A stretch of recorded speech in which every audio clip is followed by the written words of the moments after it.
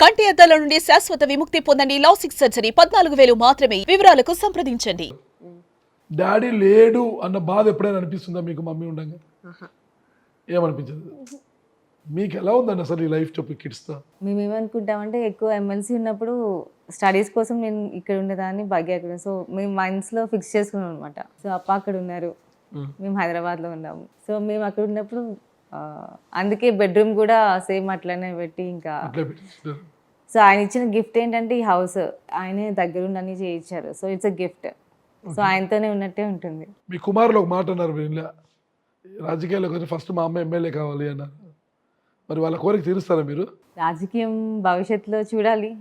అంటే main MLA అంటే first main నాకు అవుకు ప్రజలు అంటే ఇంకా మావయ్య ఎప్పుడు హైదరాబాద్ రావాలన్నా కూడా చాలా ఆలోచించేవాళ్ళు. ఈవెన్ బగ్గి కూడా అంతే. వాళ్ళ ఎఫెక్షన్ ముందు మేము ఏం చేసినాం.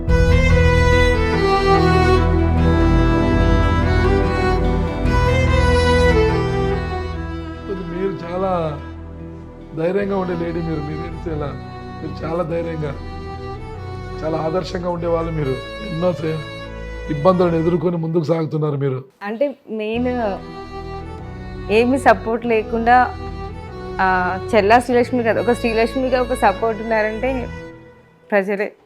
మరి ఎందుకు మీ అత్తగారి మీద, భర్త తరపున మీ అత్తగారు, ఆడపడుచులు వచ్చి మీ అందరూ మిమ్మల్ని ఒక శత్రువుని చూసినట్టు చూస్తున్నారు? అక్కడ రాజకీయ నాయకులు కూడా అరే చెల్లా రామకృష్ణారెడ్డి కోడలే కదా, వాళ్ళ వారసులు ఇద్దరు ఉన్నారు కదా అని కూడా లేకుండా వాళ్ళ వైపే మద్దతు చూపుతున్నారు. ఎందుకు? అది వాళ్ళ ఇష్టం కదా, మనం నేనేం చేయలేను. బట్ ఇప్పుడు మీరు అంటే ఎమ్మెల్యే అయితేనే పబ్లిక్తో ఉండాల్సినంత అవసరం లేదు కదా. ఇప్పుడు నేను నార్మల్ జెడ్పీటీసీ, మేము ఇక్కడ ఉన్నా కూడా రేపు యాక్చువల్లీ అవి birthday 30th of December. So ప్రతి ఒక్కళ్ళు బర్త్డే అని ఇప్పుడు వాళ్ళు మమ్మల్ని ఒక ఫ్యామిలీ మెంబర్స్గా యాక్సెప్ట్ చేశారు. So they are family. ప్రజలు మీ ఫ్యామిలీ. కానీ మీ మామయ్య గారు వాళ్ళ ఫ్యామిలీ. నేను విన్నాను, మీ మామయ్య గారు బతుకున్నప్పుడు నా రాజకీయ వారసుడు చల్లా భగీరథ రెడ్డి, కానీ నా పెద్ద కుమారుడు సివిల్స్ కోచింగ్లో ఉన్నాడు, ఐఏఎస్ అవుతాడు, ఐఏఎస్ చెప్పాడు అనేసి. కానీ ఇప్పుడు మీ మామ, మీ భర్త తర్వాత రాజకీయ వారసుడుగా ఆయన తెర మీదకి వచ్చేసారు. మరి ఎలా ఈ ఇబ్బందిని ఎలా ఫేస్ చేస్తారు మీరు? ఇబ్బందులు అంటే ప్రస్తుతానికైతే ఇబ్బంది ఏం లేదు. సో రాజకీయంగా ప్రజలు ఎట్లా ఉంటారు అనేది ఇంకా ఫ్యూచర్లో డిసైడ్ చేయాలి ఎట్లా ఉంటారు అనేది. సో ఇప్పుడు ఒకటి నేను చెప్తాను, వారసత్వం వల్ల వచ్చేది కాదనుకుంటా. ఇప్పుడు రాజకీయం అనేది చాలా మారిపోయింది. మీకు తెలుసు, అందరూ చూస్తున్నాము. వారసులే రావాలి, వారసులే ఉండాలి అనేది రూలు లేదు. అంటే people will decide, actually public will decide అని నేను అనుకుంటాను. జగన్మోహన్ రెడ్డి గారు కూడా మీకు మద్దతు ప్రకటించే అవకాశం పెద్దగా కనిపించడం లేదు, ఏంటి అనే పరిస్థితి ఉంది. జగన్మోహన్ రెడ్డి గారికి తెలుసా మీకు జరుగుతున్న అన్యాయం గురించి? అంత తెలుసా? మొత్తం స్టేట్ మొత్తం తెలుసు. అంటే సో ఆయనకి తెలియకుండా అంటే ఆయనే కదా ముందు ఫస్ట్ నుంచి సపోర్ట్ ఉంది. జగన్మోహన్ రెడ్డి గారు మీకు న్యాయం చేస్తారు, భవిష్యత్తులో మీ ఇద్దరు పిల్లలకు న్యాయం జరుగుతుందని అనుకుంటున్నారు మీరు? జగన్మోహన్ రెడ్డి గారు న్యాయం చేస్తారా అనేది అంటే అప్పుడు పొలిటికల్ సినారియోని బట్టి తెలుస్తుంది కదా, ఎవరు ఏంటి ఎట్లాగో అనేది. నువ్వు చెప్పు, భవిష్యత్తులో నువ్వేం కావాలనుకున్నావు? బిజినెస్. నువ్వు? Politician and business. అట్లా పొలిటీషియన్ అండ్ బిజినెస్. మీ వాడికి చాలా ఉంది పొలిటీషియన్గా. వాళ్ళ తాత పేరు పెట్టుకున్నాడు కదా, చెల్లా రామకృష్ణారెడ్డి అనేసి.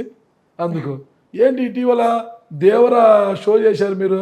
ఈ కొండని భయపెట్టడానికి దేవర బతికుండాడని పెద్ద కథని రాసినాడు నీ బిడ్డ. ఎవరి ఐడియా అది? మాదే ఐడియా.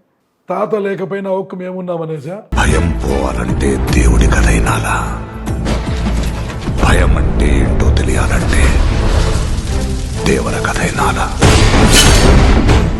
ఇద్దరు బాగా ఎప్పుడు టామ్ అండ్ జెర్రీలో ఫైట్ చేస్తుంటారు. ఇద్దరు ఫైటింగ్ చేసి మళ్ళీ మాట్లాడుకుంటారా, మాట్లాడుకోరా? మాట్లాడుకుంటాం. ఫైట్ చేసుకుంటే నేనే చెప్తాను మాట్లాడుకోవద్దు ఒక 1 day అంటే ఇంకా నెక్స్ట్ సెకండ్ లేదు అట్లేం లేదు అని వాళ్ళే కాంప్రమైజ్ అయిపోతారు. మీరు వైసీపీలోనే ఉన్నారు, మీకు ఎలాంటి న్యాయం జరగడం లేదు, ఇంట బయట పోరు పడుతున్నారు, అయినా ఫ్యామిలీతో ఇంత హ్యాపీగా లీడ్ చేసుకుంటూ ఇద్దరు కిడ్స్తో హ్యాపీగా మీరు ఉంటున్నారు కదా. అంటే వేరే పార్టీలకు వెళ్ళే ఆలోచన లేదా మీకు? ప్రస్తుతం 2 years ఊర్లో ప్రజలతో పాలిటిక్స్ అట్లనే అయిపోయింది. సో ఒక 6 months ప్రస్తుతానికైతే నేను బ్రేక్ తీసుకున్నాను. రాజకీయాల మీద ఏమీ లేదు, బ్రేక్ అంటే కొంచెం అంటే చెప్పాను కదా మీకు, పబ్లిక్ నిర్ణయం బట్టి ఉంటుంది.